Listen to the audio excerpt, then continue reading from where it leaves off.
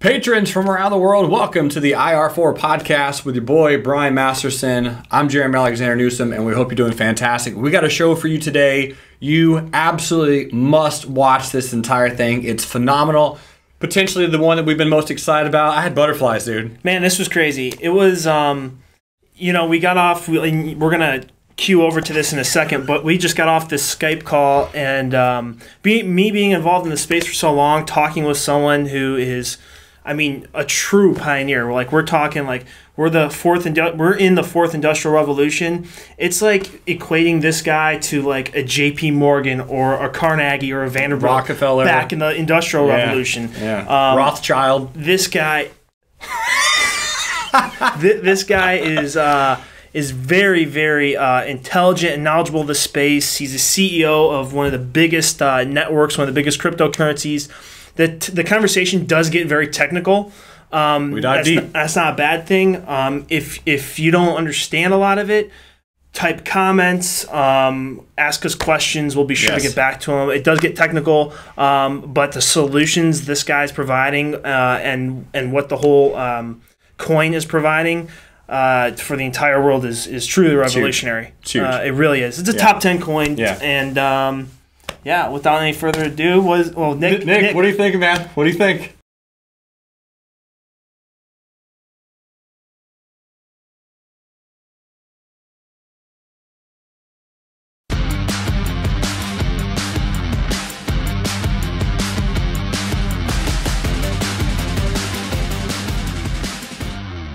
Guys, we have Ryan Taylor on Skype right now. This is the CEO of Dash Core Group, Inc. And this is... Let's dive in. This is big. Mr. Ryan Taylor, how are you, sir? Doing well. How are you? I'm doing fantastic. Can you hear us okay? Yes. Can you hear me? Yes, you sound perfectly crystal clear, man. Thank you so much for your time, by the way. I truly appreciate it. Oh, no problem. Yeah, this is an honor and privilege, man. Coming from a huge crypto tech fan, Dash fan, myself and Brian Masterson here with the IR4 podcast. It's a privilege and honor, man. Thank you so much. All right. Well, glad to be here. So, Ryan, give us a little bit of background, man. How'd you get started in this whole space? Just kind of like the quick overview. How'd you dive into this rabbit hole? Well, I started basically in the payments space through my consulting career with McKinsey.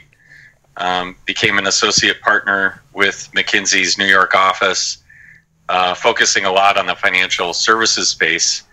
And from there, I joined a hedge fund in New York where I focused on the payments industry. So I was doing pretty much all payments and fintech related work, evaluating companies, both private markets and public markets, for investment purposes. And so it was in that capacity that I first got exposed to Bitcoin. Just following the payments-related news in 2013, that was really the time period when Bitcoin started to make industry-specific news and started to break out of kind of the early adopter and finding real-world use cases in the payments industry. So that's really around the time when I became aware of it and started to invest in the space and look for opportunities. Yeah, wow, that's a deep background. Did you go to school for finance at all, or did you kind of just dive into that naturally? No, I have an MBA from Columbia Business School with a focus on finance and economics. Gotcha. Very cool. Ryan, when did you first get involved with, was it Xcoin at the time, Darkcoin, or was it rebranded as Dash? When did you get involved with this project?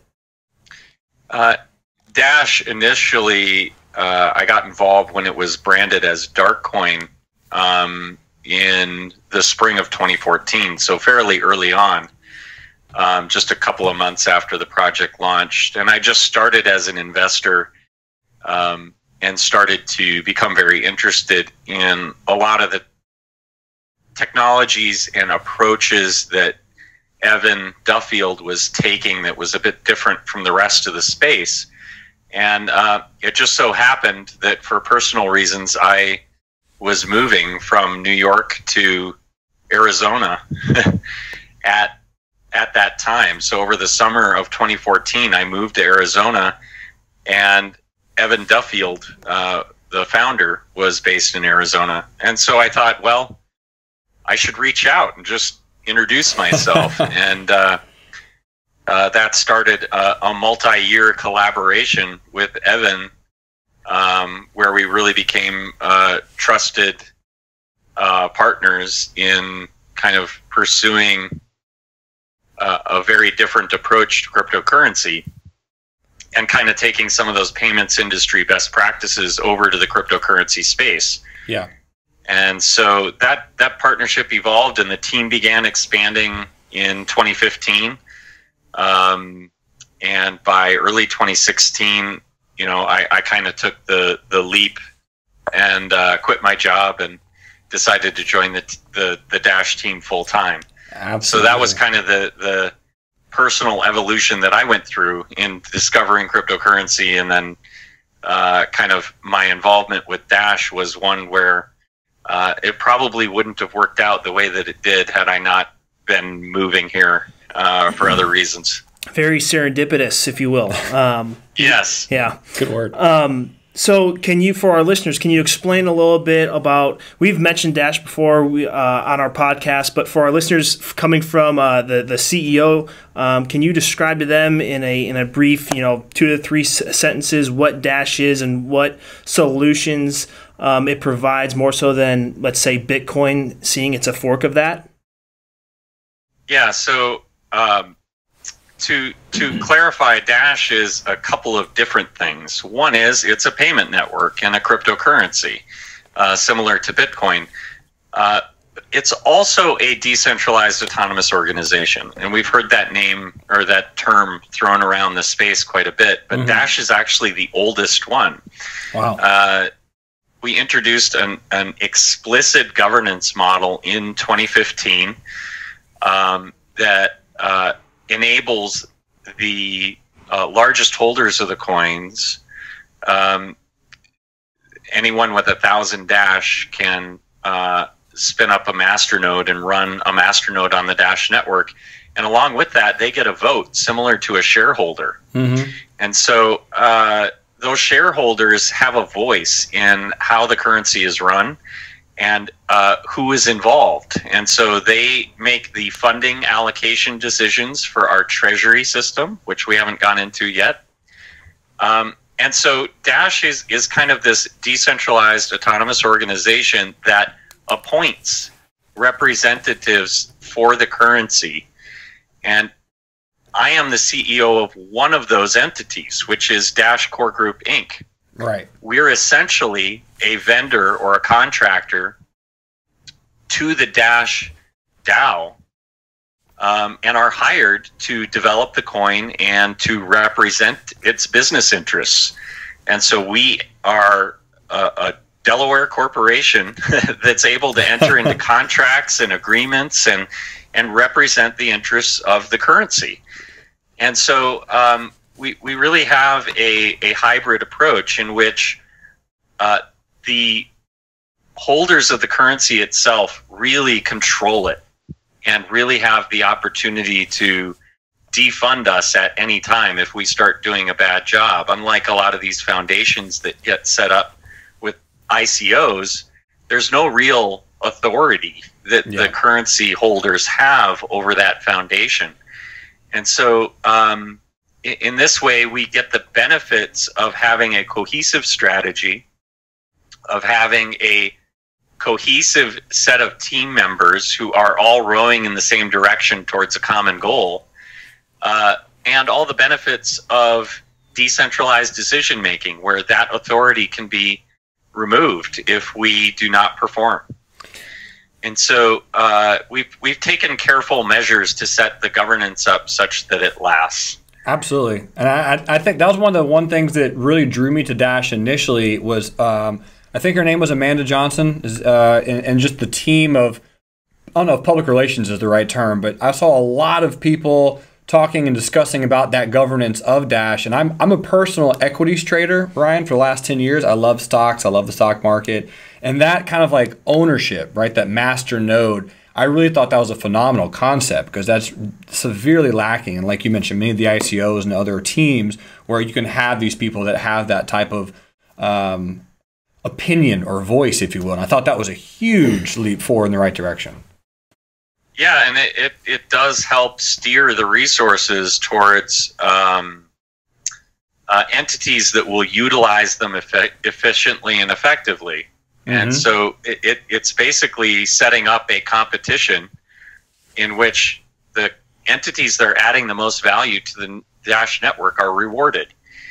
And I just think that decision-making authority on the network being much more clear is far more effective than trying to have these debates on Reddit about what the future of the currency should be. Totally. And the infighting that you see in some of these other first-generation cryptocurrencies. You're so right. So the core solutions that Dash would be providing for, let's say we have an early adopter of cryptocurrencies trying to understand the difference between simply Bitcoin and Ethereum. They start to learn a little bit more. They hear about Dash. What is Dash doing differently than Bitcoin or Ethereum? What solutions are they providing that's actually, we know what they are, but just for our listeners, can you elaborate on that? Sure, happy to. So so first of all, Dash has implemented a number of end user features that are an improvement over Bitcoin. I view these governance and self-funding issues and things of that nature to be kind of just a prerequisite in order to have an effective network. Once you have that effective governance, then it comes down to, well, what are you able to do with that? And in the case of Dash, we're able to deploy a number of different end user features and are working on making usability the central focus of our next release. Already we have instant transactions, so people don't like to wait long periods of time for the transactions to go through. Yep. And in order to be viable at the point of sale, you need instant transactions. Absolutely. And so Dash transactions take place in about a second. Wow. Similar to that of a credit card. Also, users are beginning to face the issues that there's limited capacity in some of these networks, and the fees in order to have your transactions confirmed in a reasonable period of time are beginning to exponentially grow. They really are. And it's becoming unusable as a payment network. And so an aspect of Dash that we found to be of central focus is solving that scalability issue. The way that we've done this is we've incentivized the running of a full node that keeps a full copy of the blockchain that facilitates the transactions themselves. And so in Dash, the people that operate those servers are paid to do it. And that allows the resources for those servers to be expanded as demand for the network grows. And we believe that we have a credible path, and we're doing research actively with Arizona State University on this topic. We believe we have a credible path towards gigabit blocks even. Wow.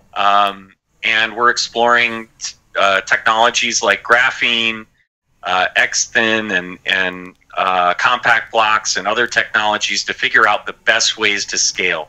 That is the only way to keep fees low for users in the long term, is to bring that scalability to the table. Otherwise, you eventually run into this wall where the capacity constraints cause price competition for that space. Sure. I think we're seeing that now. Absolutely. Jeremy's friend was trying to send a transaction the other day via Bitcoin from one. It was just some leftover Bitcoin. Yeah. Tried to send it from one wallet to another, and the fees were just outstanding. Yeah, he had $20 worth in a copay wallet and couldn't get it out because the fees were too high.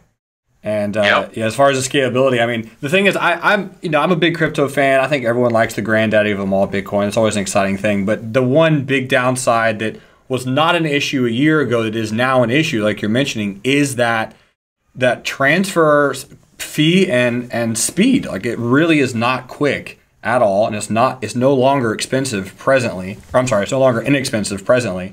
And I do see Dash carving the way for that in regards to just overall speed and use and usability and just how much it costs. I mean, that's a big deal that you guys are tearing down that wall. I've talked to many of the largest consumers of Bitcoin transactions, and I'm talking about the merchants that actually consume a lot of these transactions. Right. Either their customers sending money to them or them using it as a distribution method of funds to their partners. And there are a number of them that are seeking a solution to this problem. They are no longer going to stick with Bitcoin if the transaction fees are the way that they are. And so we're actively migrating over a number of businesses that consume a large number of Bitcoin transactions. And that volume is going to work its way to other currencies. It's not economically viable to run a gift card business or a phone top-up business these days accepting payments in Bitcoin. Your entire margin is gone with the fees. And or your customers' margin or savings are gone with the fees. So we've seen instances where businesses have implemented Dash alongside Bitcoin, and they very quickly see that a majority of the payments are coming through the the Dash network. And we've even had merchants turn off Bitcoin after integrating Dash. So I think as far as a payment network goes, I think even hardcore Bitcoin supporters are recognizing that it's not a viable payment method, especially for low value or low margin transactions. So I think that we're bringing a solution that they can get behind because of the scalability of it. And the fact that they're not going to run into this issue again, 6 months down the road with another coin, that we're truly bringing scalability to the table and are committed to it. Absolutely. And how about the autonomy factor behind Dash? I don't think a lot of people, perhaps they do, perhaps they don't, but for, again, our audience, I don't think they have a full understanding, but you can trace wallets on different networks. With Dash, there's a sense of autonomy. Can you touch on that topic? So there's a couple different autonomy topics, and I'm not sure which one you were referring to there. On the autonomy front, that the Dash network is self-sufficient. We do have our own self-funding model, and we haven't talked about this at all, but unlike most cryptocurrencies that allocate 100% of the block reward and 100% of the transaction fees towards mining, we think that there's more than one need to running a network. I think that should be obvious to anyone. You need developers, you need legal work, you need promotion, you need representation at conferences. All of these things cost money, not just hash rate. And so we split our block rewards. 45% goes towards mining, 45% goes towards infrastructure. The master nodes are rewarded for running the network itself. And then the last 10% is set aside for Treasury. And this allows us to be self-sufficient. We're not dependent on other entities to fund us or to provide our developers or to provide our legal work. We don't ask for donations to a foundation. We are completely self-sufficient. And so in that sense, the network itself is autonomous and does not require the external support, and in fact can provide support to those looking to integrate Dash. So we pay for the integrations into the Dash network that merchants are looking for. We pay for people to contribute. And so in that way, the network is much more self-sufficient. I think what you're talking about is privacy, though. Correct. And in this, yes, at the protocol layer, at the very rules that underpin the network, there is a set of functionality that allows any user at any time to basically make their balances and transfers private. So if you want to be transparent, like the Dash Core Group Inc. is with its finances, our addresses that we control funds in are public, and anyone can audit us at any time. If you're a user that wants privacy, though, that is available too. It's called Private Send. you basically have the ability to, it's like an enhanced version of CoinJoin, which basically allows you to mix your funds with other users and thereby gain some level of anonymity and privacy over your balances. And when you do spend those funds, it's impossible to trace them back to the originating address. So we think that privacy is really important to provide. And we believe that it should be an option, that it shouldn't be required, because there are use cases where you actually want to be transparent. Sure. And so we provide both options. Now, this might be a little bit of a deep question. If you can't answer, let us know. But are institutions allowed to be master nodes, hedge funds, for example? Yes, there's complete freedom over who operates a masternode. In fact, we don't know who the masternodes are any more than anyone would know whose address on the Bitcoin blockchain, who that address belongs to. We don't know who the addresses associated with these masternodes belong to. So we've heard of investment funds running masternodes. We've heard of companies investing in them and running them. We've heard of several family members getting together and forming an LLC in order to buy one. They're over $1 million a piece now, so you know, I think we'll probably see more and more of that. But at the end of the day, one masternode, one vote. And so whether that's controlled by one of the partners that's accepting Dash as a form of payment, or an enthusiast that got in early, or a large investor today, they each get a vote. And I do want to apologize about that up front, because when I learned about this, Ryan, I think Dash was around 120, and you know, because it had a really phenomenal spike, and then right from 100 to 400, I just couldn't hop on fast enough. But either way, again, fantastic model. Love Dash, love the concept, and this is a phenomenal interview so far. Ryan, what's the plan with the Treasury and the use of funds? Yeah, so the Treasury is a monthly cycle, and basically every month we receive proposals from community members, from companies, and the Dash Core Group Inc.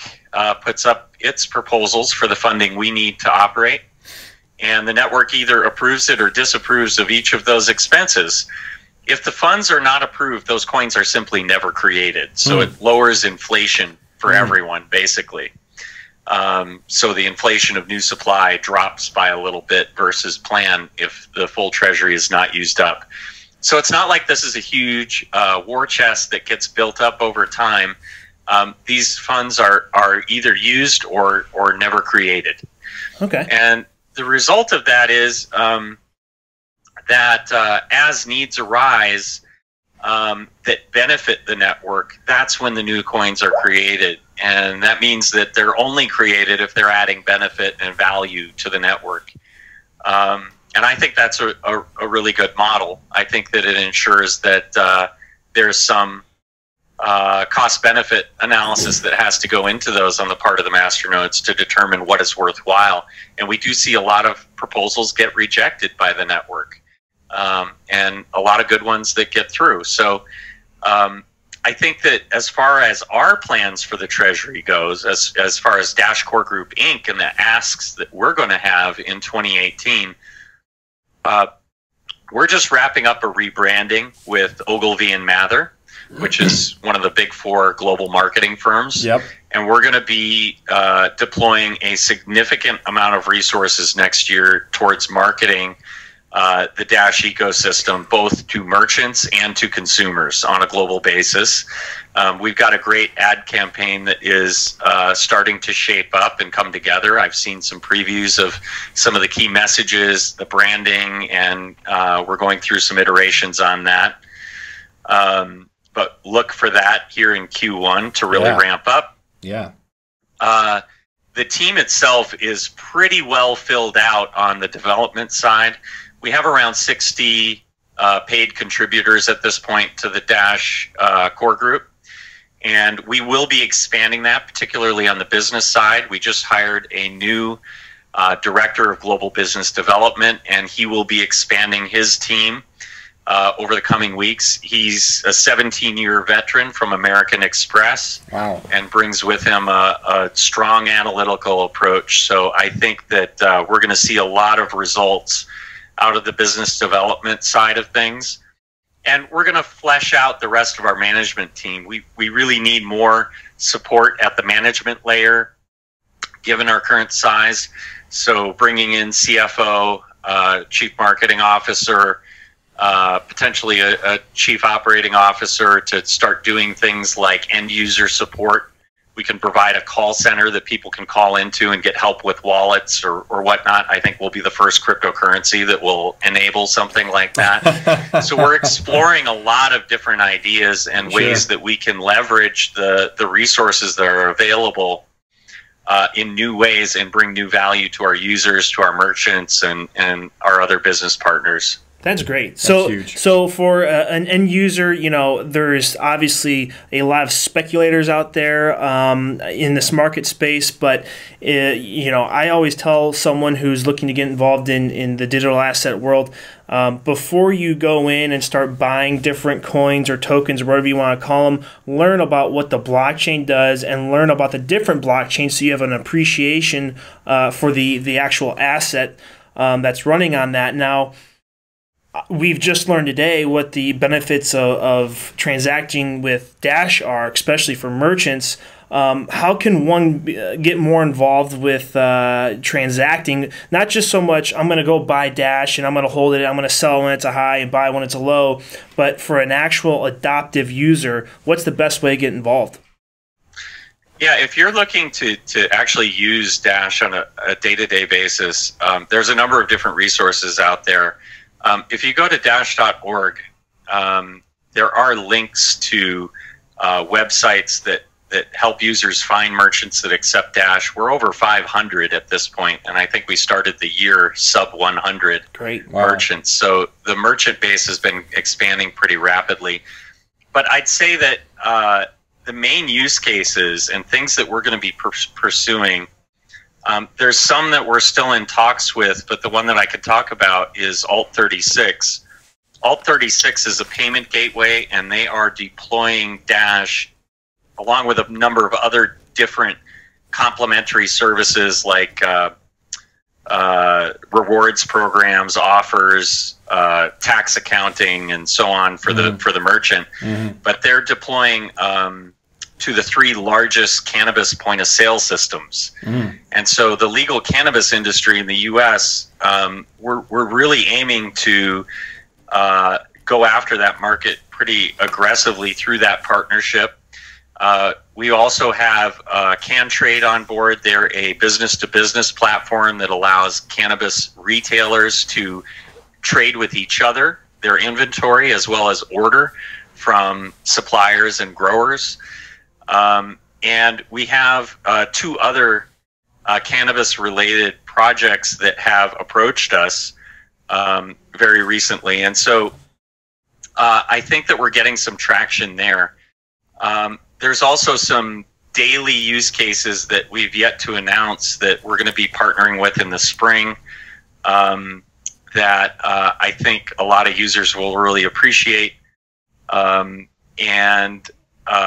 We're really aiming to be a cryptocurrency that can facilitate payments at the point of sale and be a part of your daily lives. Absolutely. I think that there's a clear roadmap from here too. Bars, restaurants, convenience stores, liquor stores, and ultimately your grocery store. Yep. I think if you can get people to use it in a place that is providing real value, in the cannabis industry, cash handling costs are 20%, 30%, massive, depending on the dispensary. And if you can pass some of that savings along to the customer to switch to an electronic payment method, they will do it. And so I think that there's a path to get a foothold. And once they start using it, why not use it other places? Of course. Who would you say, or what network or what digital or cryptocurrency would you say is Dash's #1 competitor at this point in time? You know, I look across the top 10, and I think you really have to be in the top 10 to be even viable. Totally agree. Agreed. In terms of the number of people that are holding it and the ability that you have to really pursue markets. And I think that out of the top 10, many of them are focusing on being a store of value or are positioning themselves that way. So Bitcoin certainly, Litecoin is positioning itself as silver to Bitcoin's gold. Ethereum is more about smart contracts, and so they're going to do smart contracts really well, and they're going to really target that part of the market. I see Ripple targeting the banks, and so they're going to service the banks better than anybody else can, and so I think that they will largely be able to capture that market. As I look down the top 10, I simply don't see anybody else who's really focused on being a payment method, except for perhaps Bitcoin Cash. And I think ultimately Bitcoin Cash can certainly do well in the short term. I think they have a lot of advantages in terms of compatibility with the Bitcoin network. They almost got automatic addition into all the Bitcoin services, like the exchanges that had to support it, simply because they forked the blockchain itself. And so I think that they have a lot of early adoption here coming out the gate. I do wonder how they solve the scalability issue, though, without incentivized nodes. So I'm questioning longer term whether Bitcoin Cash has the right solutions. And they lack a treasury, and so I'm not sure that they can do the types of things that we can do. I mean, we're approaching $90 million a year in budget funding at this point, or close to $100 million. We can do a lot with that. For sure. And I think that if we keep growing like this, we're soon going to be buying companies. Ryan, I have been in this space for just about as long as you have, and it's a pleasure speaking with a true pioneer of yourself. I know our time's come to an end. Fantastic model. It's so great learning more. We're going to tell all of our viewers out there more about you, and just keep fighting the good fight. I think that's phenomenal what you guys are doing. Yeah, we're keeping our heads down and grinding hard. Really signing up a lot of partners right now. Our business development pipeline has never been fuller. And I'm really excited to see what 2018 takes us to. It's unbelievable, the difference between January of 2017 and today. And I can't imagine where we're going to be in a year. Especially, I can't imagine it. With that marketing campaign you guys are going to be rolling out. I'm pumped for you guys, Ryan. Yeah, that's going to be fantastic. I'm really excited. So any closing words? No, I mean, listen, I really appreciate the time, and I love talking about this stuff. So thanks for being a good listener, and hopefully your listeners have the opportunity to learn a little something about Dash and some of the solutions that we're trying to bring to the market. And I look forward to connecting at some point in the future and recounting some more big changes coming. Yeah, we absolutely will, man, for sure, without a doubt. Thank you so much, Ryan. I really appreciate your time, my friend. All right, take care. See you, buddy. Awesome stuff. Mind blown. Woo! Why was your hand sweaty? Mind blown. I mean, that was awesome. Celebrity in the building. Yeah. Oh, man. Well, folks, we really hope you enjoyed this. Ryan, when you're watching this, man, I'm sure you are. Thank you for being a part of the IR4 podcast. And shout out to our sponsors, Americoin. We know that there's going to be a lot of people interested and excited about investing into Dash in the future. At least I am. Yes. My girlfriend's been all about Dash for almost a year now. I've been on the train for a while. Like I said, I knew about it at 40. I learned about the Masternode from Amanda Johnson, reading some of the YouTube videos. You guys got to say it. I was excited about it. I wanted to buy it at 100, and then we put in a little bit, but it went from 100 to 400 in days. It was just an incredible move. And, just take away what was said in that conversation. Yeah. They have an insane marketing campaign coming up Q1 of next year. Think about what that's going to do for Dash. And I said it in there to Ryan, and I'll say it again to you guys. when you truly understand the underlying technology of these networks and of these cryptocurrencies, you have more of appreciation for them. So then you don't really have this I need to buy now because it's low and sell when it's high. I'm going to buy and hold because these are truly revolutionary type things. Yeah. And these are truly revolutionary type technologies that are solving global issues and challenges that, I mean, I could see Dash totally being a POS, Point of sale? Yeah. Absolutely. Well, there was a I forget the exact guy who said it. It might have been, it was on a Joe Rogan podcast. Another Joe Rogan mentioned, Joe, if you're watching this, we're fans, Joe. But he was talking about a lot of people forget the fact when you buy Bitcoin, now you have dollars, you make more dollars, you can use dollars, but that's not the point. That's not the point. It's like if you buy Dash or Litecoin, it's like you can make dollars off of that. But 10 years down the road, you're going to have more Dash. You're going to have Bitcoin. And that's all you're going to need. And what did Ryan say? He said, I see, and I said this a few weeks ago. Yeah. And there's your Robert De Niro face. I feel very good having hearing someone like Ryan, say this, but Litecoin being a silver, Bitcoin being a gold, that's a store of wealth. Yeah. But for daily transactional use, I could see Dash providing those solutions more so than Bitcoin Cash. Those are going to be the battle, but you're right. I mean, he mentioned some very good pros and cons about Bitcoin Dash and that.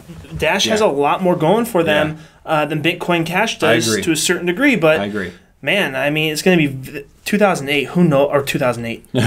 One day, we wish. That would be phenomenal. 2018. What? This is going to be crazy. Yeah. This is going to be a ride. Absolutely. A very memorable ride. There's going to be a lot of things coming up, a lot of changes. We'll get to more of that in the future, but otherwise... and maybe when these cryptocurrency markets start to stabilize a little bit more, who knows if they do, that's when we can really start exploring the AI and the 3D printing, and we haven't forgot about that. Yeah, we haven't. We're going to dive more into that. We know we're talking a lot of cryptos right now, but how can you not? It's just hot right with now. With 400% growth in weeks, days, sometimes hours. I mean... But it's a new market. It's a new space, right? You saw the podcast with Sean Bennett about what age we're in. And I mentioned I think we're in an entirely different age when it comes like just currency revolution. And coupling that with, an entirely different technology, the blockchain technology. I think that's massive. Mm-hmm. I'm not saying that Dash will be a part of Coinbase. I wanted to ask him that, but we ran out of time. If Dash is added to Coinbase, I want you all to know here personally, I will be buying some for sure. And I think a lot of other people will be as well. Yeah, I even see a leapfrog effect happening where these exchanges really start to just become more of a that's where you go to buy your gold and your silver. Mm-hmm.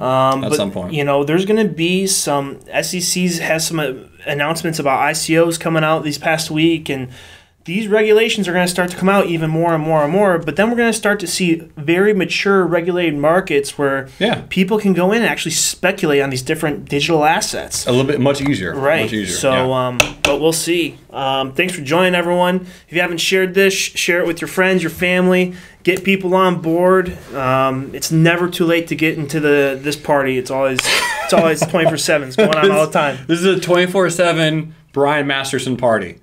I always party. That's right. That's right. You guys are amazing. We'll see you in the next podcast. Until then, love, live, learn. You rock. See ya.